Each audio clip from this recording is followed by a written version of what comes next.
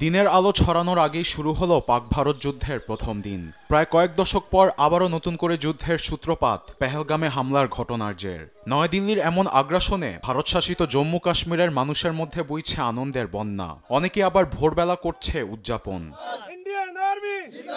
পাকিস্তানে ভারতের এমন নজিরবিহীন হামলার প্রয়োজন ছিল বলে জানিয়েছেন জম্মু কাশ্মীরের বাসিন্দারা। পেহেলগামে পর্যটকের হামলার পর পাকিস্তানকে শায়েস্তা করার খুবই দরকার ছিল। মানুষের মধ্যে ইসলামাবাদকে নিয়ে যথেষ্ট ক্ষোভ রয়েছে। ভারত প্রশাসনের পক্ষ থেকে এই পদক্ষেপ যথার্থ। আমরা অপেক্ষা করছিলাম কখন নয়াদিল্লি মোক্ষম জবাব দেবে। আমাদের মাঝে এখন উৎসবের আমেজ বইছে। পাকিস্তানে ভয়াবহ ক্ষেপণাস্ত্র হামলার প্রতিক্রিয়া জানিয়েছেন পেহেলগামে ঘটনায় নিহত এক পর্যটকের বাবা।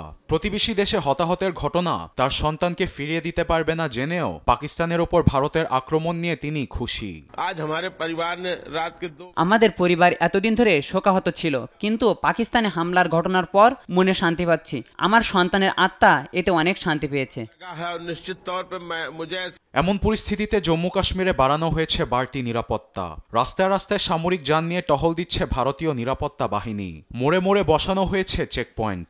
কাশ্মীরের সীমান্তবর্তী এলাকাগুলোতেও চোখ কান খোলা রাখছে বিএসএফ।